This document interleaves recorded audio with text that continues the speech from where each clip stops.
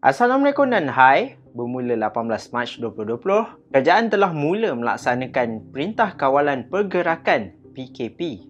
PKP perlu bagi membantu merendahkan keluk epidemik COVID-19 yang dilihat semakin serius termasuk di negara kita Malaysia.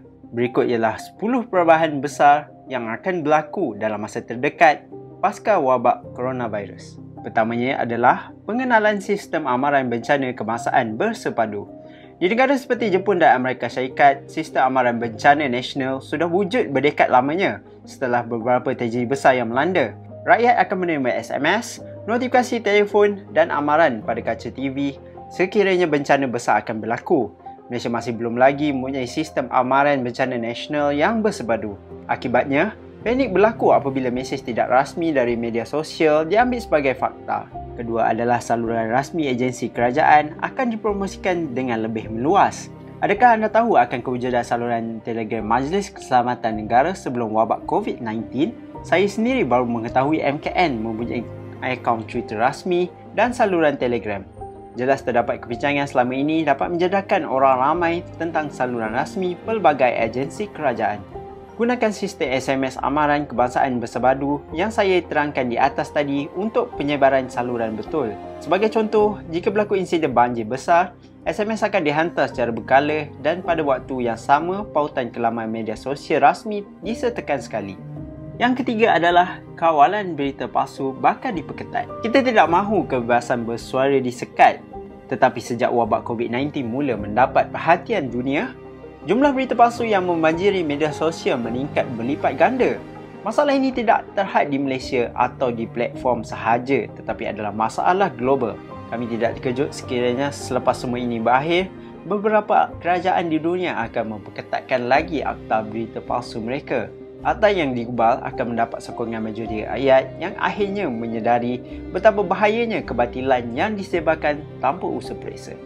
Perubahan yang keempat adalah automasi bakal menjadi prioriti. Terdapat ramalan pada tahun ini, 5 juta individu akan kehilangan pekerjaan kerana diambil alih oleh robot. Sebab kes COVID-19 tidak menunjukkan jumlah ini akan meningkat apabila syarikat menjedari impak wabak ke atas penghilangan. Foxconn misalnya hanya beroperasi pada 10% kapasiti pasca tahun baru Cina kerana pekerja tidak mampu pulang kerana halangan perjalanan yang dikenakan oleh kerajaan China. Akibatnya, pengeluaran peranti Apple mengakibatkan kekurangan stok global. Adalah tidak mengejutkan jika proses meningkatkan automasi menerusi penggunaan robot akan memecut lebih pantas selepas ini kerana kehidupan berdasarkan karbon amat terdedah kepada serangan wabak sedangkan pekerja urat besi boleh beroperasi tanpa henti. Yang kelima adalah syarikat akan lebih bersedia untuk kaki tangan bekerja dari rumah. Zaman-zaman awal AMANS, kami bekerja dari rumah tanpa masalah. Maka perintah halangan pergerakan yang dikenakan tidak meninggalkan impak yang besar kepada kami kerana ia adalah sekadar kembali ke fitrah. Tetapi terdapat banyak syarikat yang langsung tidak mempunyai pelan kecemasan untuk kaki tangan bekerja dari rumah. Akibatnya ada majikan yang masih memaksa kaki tangan bekerja sehingga melanggar undang-undang. Yang keenam pula adalah keperluan internet sebagai utility bakal menjadi realiti. Bekerja dari rumah hanya boleh dilakukan jika terdapat capaian internet yang cukup pantas. Walaupun kami mempunyai pelan bekerja dari rumah sejak bertahun lamanya, kami sendiri mengalami masalah kerana ada kaki tangan yang tidak mempunyai capaian internet di rumah. Selepas lebih 23 tahun koridor raya multimedia dilancarkan oleh Tuan Dr. Mahathir dan Bill Gates di Cyberjaya, perkhidmatan internet masih belum lagi menjadi utility seperti bekalan elektrik dan air. Oleh itu, kami meramalkan usaha yang lebih bersepadu untuk merealisasikan internet sebagai utility akan akhirnya berlaku serentak di bawah Pelan Kesaling Hubungan dan Fibernasi Nasional NFCP. Perubahan yang ketujuh ialah kawalan lapangan terbang bakal diperketat. Pasca 911, pelbagai peraturan baru diperkenalkan seperti isi pedoi cair maksimum dan keperluan membuka kasut ke dalam mesin sinar X. Selepas 19 tahun, perkara leceh ini sudah menjadi rutin sekiranya anda menaiki pesawat terutamanya untuk laluan antarabangsa. Pasca COVID-19 pula, kami meramalkan kawalan kesihatan yang lebih bakal diperkenalkan. Di negara ASEAN, sistem pengesahan suhu badan kini standard selepas wabak SARS sedekad yang lalu. Perubahan yang ke-8 adalah peningkatan dalam penggunaan sistem non tunai. Dalam kes COVID-19, virus membunuh ini boleh hidup selama beberapa jam pada permukaan wang kertas. Semasa kemuncak serangan wabak di Wuhan, bank di daerah ini mula melakukan pembersihan ke atas wang kertas menggunakan sinaran UV sebelum dikuarantin selama 14 hari.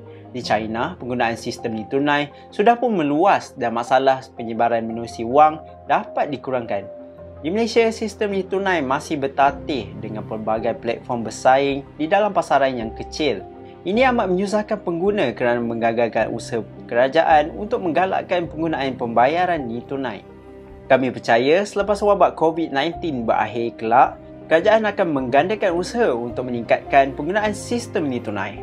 Perubahan yang ke-9 adalah usaha desentralisasi penghilangan dari China dipercepat. Perang perdagangan di antara China dan Amerika Syarikat memulakan gelombang pertama syarikat mula memindahkan pengeluaran produk ke luar China. Coronavirus akan menjadi gelombang kedua yang mempercepatkan lagi usaha untuk mencari negara alternatif kepada China yang pada waktu ini sinonim sebagai kilang dunia. Menerusi proses desentralisasi, gangguan kepada penghilangan di China sekiranya berlaku sekali lagi tidak akan mendatangkan kesan negatif kepada pengeluaran. China masih akan menjadi kilang dunia tetapi tidak pada skala sedia ada. Vietnam dan India mungkin bakal menjadi negara alternatif yang paling berpotensi kerana jumlah buruh yang tinggi dan kos yang rendah. Perubahan yang terakhir adalah letusan penggunaan platform e-dagang. Setiap insiden yang mendatangkan impak besar kepada dunia akan menyebabkan trauma. COVID-19 akan mendatangkan trauma jangka pendek kerana ramai sudah mula berkurung di rumah.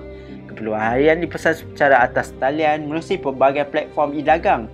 Kami dapat melihat pasca COVID-19, masih ramai akan ragu-ragu untuk keluar ke kawasan yang dipenuhi orang ramai. Letusan penggunaan perkhidmatan e-dagang akan berlaku dalam masa terdekat. Sekian daripada saya. Kita berjumpa lagi di video yang seterusnya.